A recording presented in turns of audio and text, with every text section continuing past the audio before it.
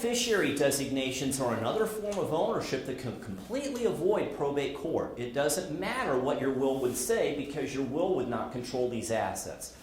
What I'm talking about are assets that when you initially buy them, when you initially acquire them, you tell the world who you want to get it when you die. For example, a transfer on death account at a bank. You fill out that signature card, usually it's about that big anymore, and then you check the box that says transfer on death to these beneficiaries and you list them. Or you buy a life insurance policy or an annuity and you list in there who the beneficiaries are. Or you get your pension at work, a 401k, or you buy an IRA. You list in there who the beneficiaries are that are going to get this asset when you die. These are what I'm referring to as beneficiary designations, and they avoid probate. All you have to do, well, your family does, when you pass on, is they get your death certificate, show it to the company controlling that asset, and then they pay those assets directly to those beneficiaries that are still alive that you've listed. Now, it avoids probate. That can be a good thing. The downside is, once again, you can unintentionally disinherit somebody. And to show you how this almost happened but didn't, I'm going to tell you about my 99-year-old grandma. My grandma's still alive. I just turned 50 2 Saturdays ago. My grandma's 99. She's still alive. Grandma lives up in Sydney. And Grandma just went into assisted living this December. Until then, she lived on her own. My grandma was, I wouldn't say wealthy, but Grandma had about $300,000 when she went into assisted living in this past December. You know how she made her money? When Grandpa died in 1975, she barely had anything. Grandma was a housewife who lived at home, never had a job outside of the house. When Grandpa died, Grandma started cleaning houses. And within a couple of years, she was the housekeeper of choice for all the wealthiest people in Shelby County, Ohio. They loved her.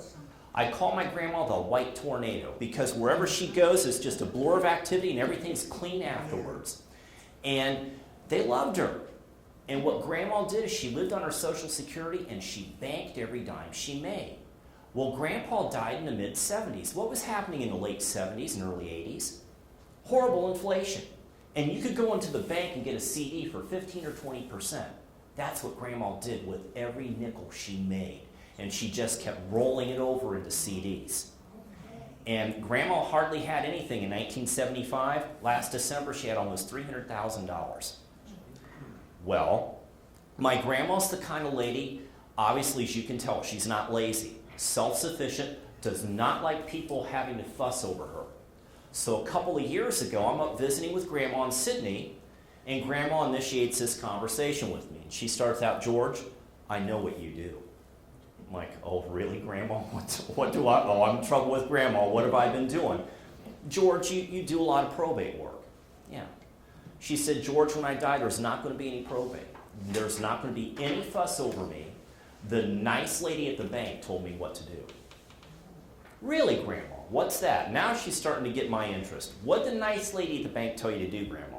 She said, "She told me to make all my bank accounts transfer on death. That way it would go directly to those beneficiaries." Well, she didn't quite say it this way, but this is what she meant. It would go directly to those beneficiaries, and my will wouldn't be probate. And I'm sitting here absorbing all this and thinking. And I'm like, "Grandma, I'm not sure that's what you want to do." I said, let's talk about this a minute. "Grandma, let me confirm something with you here. You've got 3 children, my dad, my Uncle Red, and my Aunt Georgia." I said, "Now, would you agree with me that my dad and my Aunt Georgia are in pretty bad shape and there's a good chance you're going to outlive them?" And she agreed with me. Yeah, there's a good chance of that. Okay, I said, "Grandma, here's the next thing. I would assume if my Aunt Georgia dies, you would want her children to take her share." And she agreed with me. And that's what 99% of us would all say. If my child dies, I would want my grandchildren to take the share that would have gone to that deceased child of mine. I said, "Well, Grandma, here's what's got me concerned. You've made everything transfer on death." And she confirmed for me she made my dad, my Aunt Georgia, and my Uncle Red, all 3 equal beneficiaries. And I said, "Grandma, here's the problem. If Georgia dies before you, Her children will take nothing, and my dad, my Uncle Red, will take everything. That illustrates the problem with beneficiary designations. Once again, they're great as long as people die in the right order. But we all know that doesn't always happen.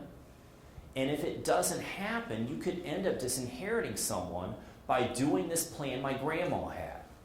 Now, to finish the story, a couple weeks later, I went up there on a Saturday again. Grandma and I went to every bank in Sydney and changed all of her bank accounts.